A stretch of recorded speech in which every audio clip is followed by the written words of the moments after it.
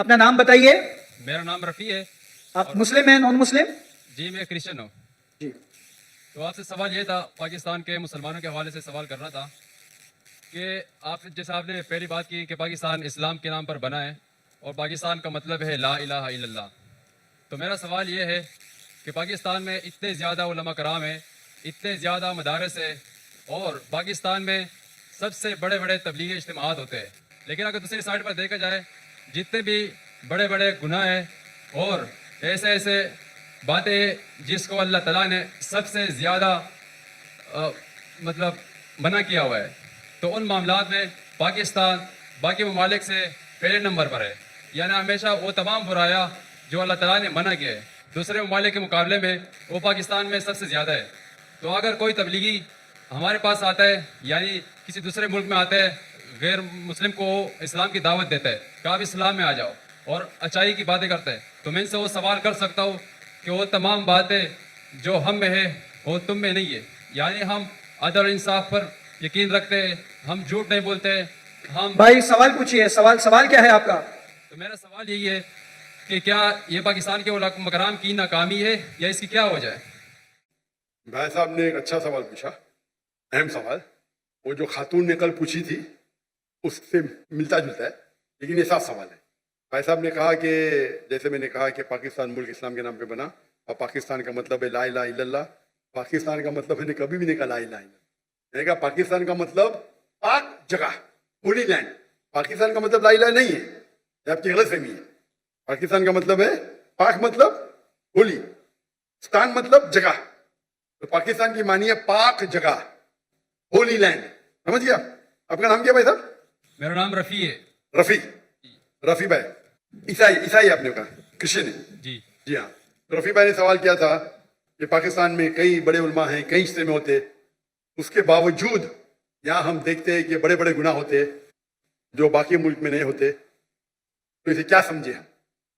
سوال کیا ہے؟ تو انہیں بڑا سوال ہے کہ ہم کہیں گے کہ یہ علماء کی ناکامیابی کیا ہے.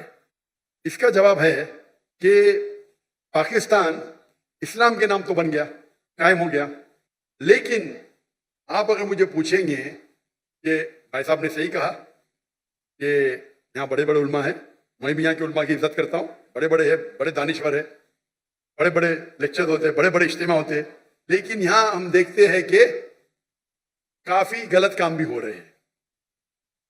ایک چیز ہے کہ اگر کوئی دائی تقریر کرتا ہے اور اگر معاشرہ اس کو فالو نہیں کرتا ہے، آپ وہ دائی پہ دوش نہیں ڈال سکتے.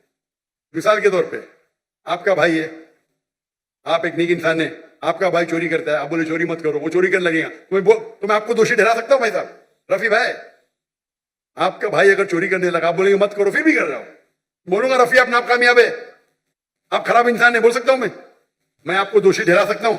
جی بالکل ٹھہرا سکتا ہوں. نو سوری میں آپ کو جیل میں ڈال سکتا ہوں؟ نہیں. آپ کا بھائی چوری کر رہا ہے، آپ نے اسے کہا مت چوری کرو، میں آپ کو دوشی ٹھہرا سکتا ہوں؟ نہیں. آپ اگر نہیں بولیں گے کہ حدیث اللہ کے رسول کی کہ ایک فرشتہ آتے اللہ تعالیٰ سے فرماتے یہ گاؤں میں سب لوگ غلط کام کر رہے ہیں، کافی لوگ، میں ان کو سب کو ان کے گھر کو تباہ کروں گا، لیکن دو ایسے گھر ہیں جو غلط نہیں کرتے. حکم آتا ہے کہ سب سے پہلے ان کو تباہ کرو. کیوں؟ ان نے باقی کو دعوت دی نہیں. اگر غلط کام ہو رہا ہے تو روکنا مسلمان کا فرض ہے. 3 ہے. اللہ کے رسول نے کہا اگر کچھ غلط کام دیکھتے ہو سکے تو ہاتھ سے روکو، ہاتھ سے نہیں روک سکے تو زبان سے روکو، زبان سے روکتے کم از کم دل میں کوسو. کچھ غلط کام ہو رہا ہے، اگر آپ کے پاس ہمت نہیں بات کرنے کے لیے، اپنے گورنر صاحب کے تو ماشاءاللہ بہت ہمت ہے، تو کم از کم دل میں تو کوسو. اگر اتنا کریں گے تو آپ لوویسٹ لیول کے مسلمان ہیں. تو میں جانتا ہوں جہاں تک کہ یہاں کے علماء کا سوال ہے، جتنی میں نے ان کی تقریر ہے، سارے علماء کی تو نہیں سنا، جتنوں کی میں نے سنا اور جس سے متاثر ہوا ہوں میں، مثال کے طور پہ ڈاکٹر اسرار احمد، مفتی تقی عثمانی، مولانا فضل الرحمان، ماشاءاللہ یہ عظیم علماء ہیں، تقریر کر رہے ہیں ان لوگ. اور خصوصاً ڈاکٹر اسرار احمد جب میں ملنے ان کو آیا تھا 51 میں بولا کیوں ہے؟ میں بولے اسلامک ادارے دیکھنا ہے. بولے آپ کو پاکستان میں ادارے ملیں گے، اسلام نہیں ملے گا. اللہ ان کو جنت نصیب فرمائے، جنت اعلیٰ، جنت فردوس. مجھے ایک پاکستان ابھی کل ملا، بولا ڈاکٹر صاحب جب ڈاکٹر اسلام صاحب زندہ تھے ہمیں ان قدر ہی نہیں کی، ابھی مرنے کے انتقال ہونے کے بعد ہم سنتے تو جو نے 20 سال پہلے کہا وہ ابھی صحیح آ رہا ہے. पाकिस्तान के बारे में तो छोड़ो, हिंदुस्तान के बारे में डॉक्टर इसार अहमद कहते थे बीजेपी 2 सीट है, वो हिंदुस्तान को रूल करेंगे। क्या कौन सोच भी नहीं सकता था ख्वाब में। ये डॉक्टर इसार अहमद साहब की दूर अंदेशी है, फॉर साइटेडनेस। जब बीजेपी की 2 सीट थे उस टाइम कहा कि बीजेपी हिंदुस्तान को रूल करेगी। उनको हिस्ट्री के ऊपर महारत थी। तो ये कहना कि क्या उलमा नाकामयाब थे, मैं ये कहूंगा कि अफसोस की बात है उनको सुनने वाले ने उनकी इज्जत नहीं की। उस वक्त में हिंदुस्तान से मिलने आया डॉक्टर इसार अहमद साहब को और उनकी सारी कसरें ली, और उस वक्त भी मुझे 3 चीज करते डॉक्टर इसार अहमद साहब। एक होता है कि तफसीर कुरान, तर्जुमा कुरान पढ़ते थे, कुरान को दावत को फैलाते थे। दूसरा इस्लाह करते थे, शिर्क अक़साम शिर्क, राह निजात, कई तकरीर। और तीसरा उनका था पॉलिटिक्स। और मुझे पॉलिटिक्स से ज्यादा शौक नहीं है। अभी हिजरत करने के बाद शौक हो गया। शौक हो गया क्या, मैं कोशिश कर रहा हूं मैं दावती काम करूं पॉलिटिशियन के साथ। अल्लाह ने मौका दिया। अभी जब मैं सुनता हूं डॉक्टर इसार अहमद साहब क्या कहते हैं, उस टाइम में उनके कैसेट कुरान के ऊपर थे, फौरन सुन लेता था। अगर इस्लाह के ऊपर सुन लेता था, पॉलिटिक्स, मैं तो पॉलिटिशियन नहीं हूं, थोड़ा सुन लेता था, बंद करता था। अभी मैं सुनता हूं तो उनकी दूरअंदेशी, फॉर साइटेडनेस इतना है कि 95 में कहा जो हिंदुस्तान में 20 साल बाद होगा। तो यहाँ के उल्मा माशाअल्लाह जितने मैंने सुना माशाअल्लाह अच्छे हैं। वो अफसोस की बात है कि लोग ने कदर नहीं किया उनका। तो आपको ये देखना चाहिए कि जिनके पास हक है बात करने का, आप बात करो। अगर यहाँ का माशरा तय नहीं है तो ये सिर्फ उल्मा की जिम्मेदारी नहीं है, सारी उम्मत की जिम्मेदारी है। दावा देना हर एक के लिए, मुसलमान के लिए फर्ज है। अगर आप दावत नहीं देंगे तो जन्नत में नहीं जाएंगे। सूरह अल असर के साथ, सूरह असर, सूरह नंबर 103, आयत नंबर 1-2-3। वल असर, अल्लाह ताला वक्त की कसम खाते, इन्नल इंसान लफी खुस्र, बेशक इंसान खसारे में है, लॉस में है, सिवा इल्लल्लज़ीना आमनू व अमिलु सॉलिहाती व तवासौ बिल हक़ व तवासौ बिस सब्र।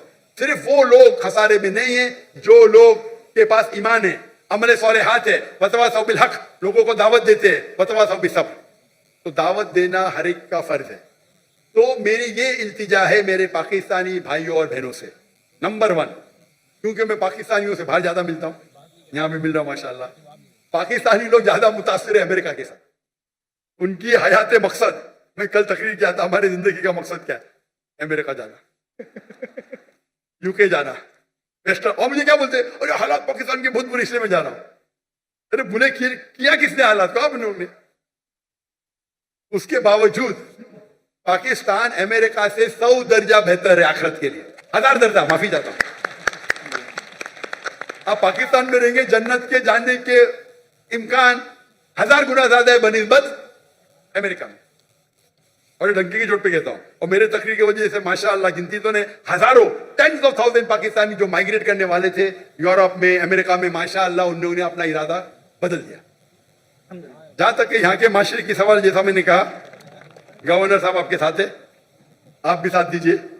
और हमेशा अल्लाह और अल्लाह के रसूल के बात पे जुड़ जाइए। अल्लाह ताला फरमाते सूरह इमरान में, सूरह नंबर 3 आयत नंबर 103 में, वातसिमू बिहब्लिल्लाहि जमीअन वला तफरकू, अल्लाह की रस्सी को मजबूती से पकड़े और आपस में मत बंटो। ये कहने के लिए मेरे को गौर से सुनो पाकिस्तानी भाई और बहनों, उसका मतलब नहीं कि आप कुरान और अल्लाह के रसूल के साथ जुड़ो, कोई पार्टी के साथ मत जुड़ो। अगर दुनियावी पार्टी के साथ जुड़ेंगे तो कुर्सी के चक्कर में अल्लाह और अल्लाह के रसूल को पीछे छोड़ देंगे। तो पार्टी करेंगे तो नफरत पैदा होगी, गवर्नमेंट में तनाव रहेगा। आप एक मुसलमान उम्मा जैसे जाओ, एक अपने दूसरे उम्मती भाई के पास। ये पार्टी छोड़ो, जो भी पार्टी इधर है, ये पार्टी को बाजू रखो, कोई कुरान हदीस में पार्टी का जिक्र नहीं है। आप एक मुस्लिम जैसा जाओ, दूसरे मुस्लिम से मिलो।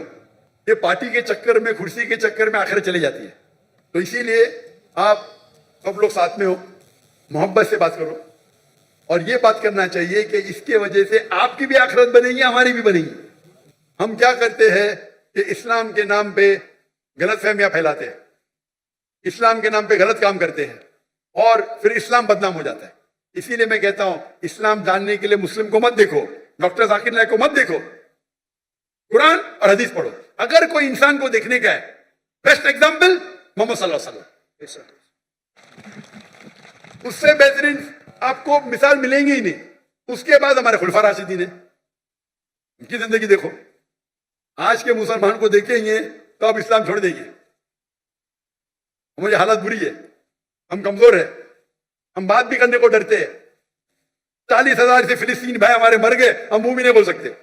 अल्लाह ने आपको ताकत दी है, हथियार दिए, काहे के लिए? हमारे मुसलमान भाई का कत्ल हो रहा है, जेनोसाइड खुल्लम खुल्ला लाइव टेलीकास्ट हो रहा है। क्या कर रहे हैं हम? अभी 1 साल पूरे हो जाएंगे कल, सोलर कैलेंडर के हिसाब से 1 साल पूरे होंगे। 11 दिन पहले लूनर कैलेंडर के हिसाब से 1 साल पूरे हुए। और एक बड़ा मजमा था टर्की में, मैंने ऑनलाइन किताब की थी उसके ऊपर, वो बड़े बड़े उलमा थे उस तकरीर में, तो मैंने भी किताब की उधर 10 मिनट की। मैं पाकिस्तान के आने के पहले वो किताब की मलेशिया से।